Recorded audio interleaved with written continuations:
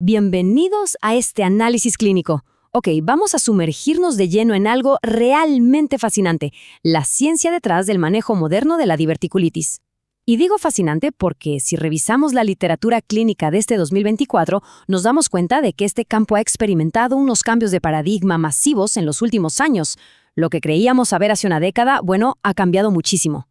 Para arrancar, vale la pena hacernos una pregunta muy puntual. ¿Qué sucede exactamente cuando se forman unas diminutas bolsas y, peor aún, cuando se inflaman en la pared de nuestro tracto gastrointestinal?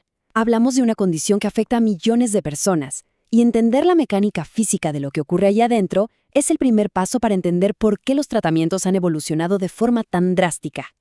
Así que, para que sepan exactamente cómo vamos a estructurar esta información, esta es nuestra ruta de hoy.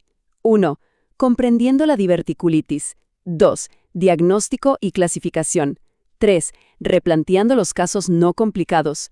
4. Navegando los casos complicados. Y 5. Dentro del quirófano. Empecemos con el primer punto, comprendiendo la diverticulitis. A ver, el punto crucial acá es entender la diferencia entre dos términos que la verdad se confunden todo el tiempo. Por un lado, tenemos la diverticulosis colónica. Esto es simplemente tener las bolsas, son áreas donde la mucosa se hernia a través de puntos débiles en la pared del colon, casi siempre en la parte sigmoidea.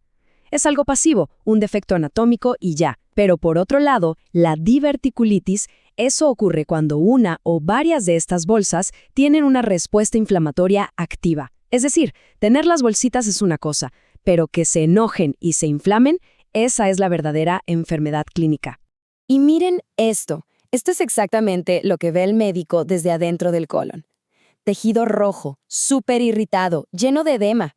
No estamos hablando de un concepto abstracto en un libro de texto, no.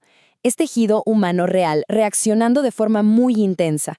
Y claro, esto explica perfectamente el dolor tan fuerte que siente una persona durante un cuadro agudo. Ahora, por supuesto, esto no aparece de la nada. Sabemos que en nuestras poblaciones occidentales hay un patrón muy claro de factores de riesgo sistémicos y de estilo de vida. Cosas como la obesidad, la edad avanzada, el tabaquismo y, muy importante, una dieta con poca fibra. Todo esto contribuye a crear esa presión y debilidad en la pared intestinal que termina permitiendo que se formen estas bolsas. Pasemos a nuestra sección 2, diagnóstico y clasificación. Imagínense que alguien llega a urgencias con un dolor abdominal súper agudo. ¿Cómo sabemos con total seguridad que el culpable es una de estas bolsas inflamadas? Bueno, a la diverticulitis se le conoce en medicina como el gran imitador. Ese dolor tan fuerte en la parte inferior izquierda podría ser muchísimas cosas.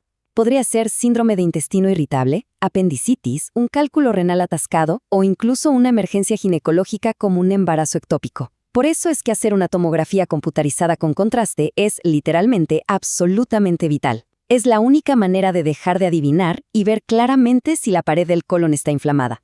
Una vez que las imágenes nos confirman el diagnóstico, la medicina moderna utiliza algo llamado la clasificación de Hinching modificada. Y lo que hace que esta tabla sea tan importante es que funciona como una bifurcación definitiva en el camino. Dependiendo de si la enfermedad está en estadio 0, que es la versión no complicada, o si nos vamos a los estadios 3 y 4, que ya son peritonitis severas, los tratamientos son mundos completamente distintos. Y esto nos lleva a la sección 3, replanteando los casos no complicados. Durante décadas, la regla de oro era simple. Si había inflamación intestinal, se necesitaba una dosis inmediata y altísima de antibióticos. Pero, y aquí viene el gran cambio, la evidencia reciente de alta calidad ha destrozado por completo esa suposición. Para los casos que no son complicados, el manejo moderno se inclina muchísimo hacia simplemente observar cuidadosamente, modificar la dieta y darle un descanso al intestino. Sí, sin usar ni un solo antibiótico. Fíjense en este número porque cuenta una historia increíble. Es del famoso ensayo clínico Abbott, que siguió a pacientes durante más de 11 años. Lo que encontraron fue que la tasa de recurrencia de la diverticulitis era exactamente del 31.3%, y esto sin importar si se usaron antibióticos en el primer episodio o no. O sea, los antibióticos sencillamente no cambiaron el pronóstico a largo plazo. Y para rematar este punto, tenemos el ensayo Diavolo Ejemplo. Aquí vieron que el tiempo medio de recuperación era de 12 días con antibióticos frente a 14 días con pura observación. Hablando clínicamente, una diferencia de 2 días es casi nada, especialmente cuando te das cuenta de que al no dar antibióticos te ahorras riesgos enormes como reacciones adversas severas o crear resistencia a los medicamentos. Es el ejemplo perfecto de que en medicina, a veces menos es definitivamente más. Ahora, ¿qué pasa cuando las cosas sí se ponen graves?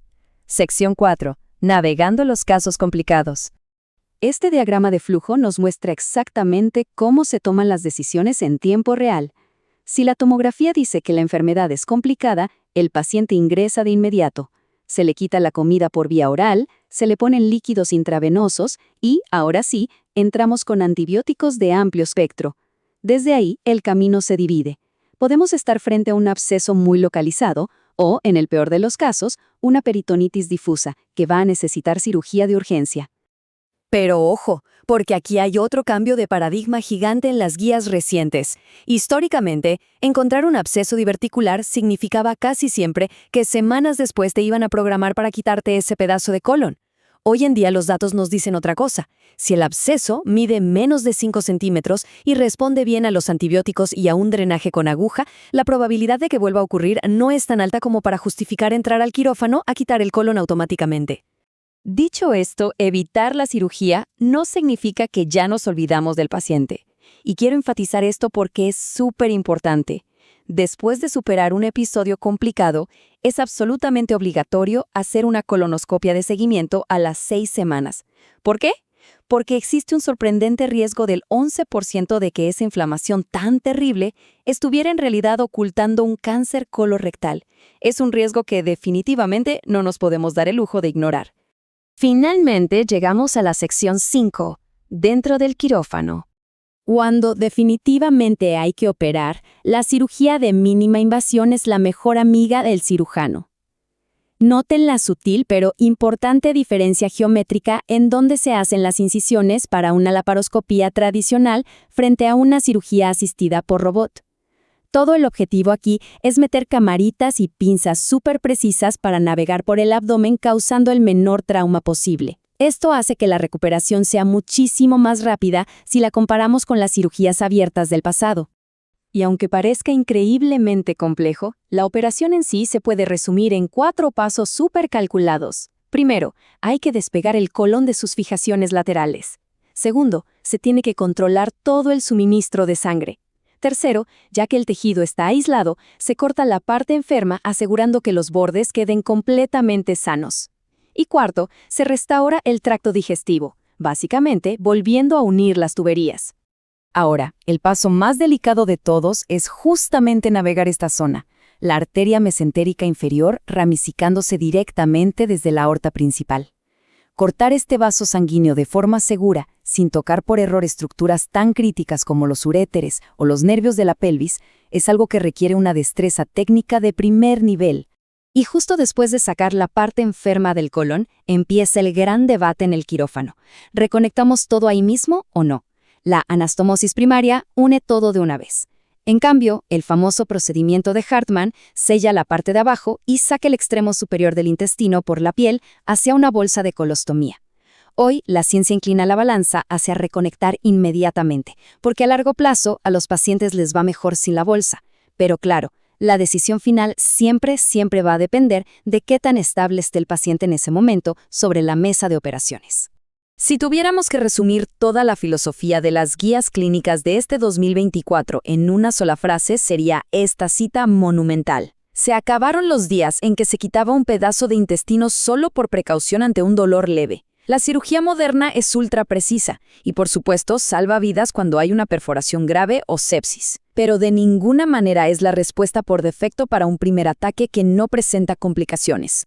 Y todo esto nos deja con una reflexión final bastante interesante. Pasamos de dar antibióticos a todo el mundo y operar rapidísimo a un enfoque de observar con prudencia y ser súper calculadores antes de intervenir.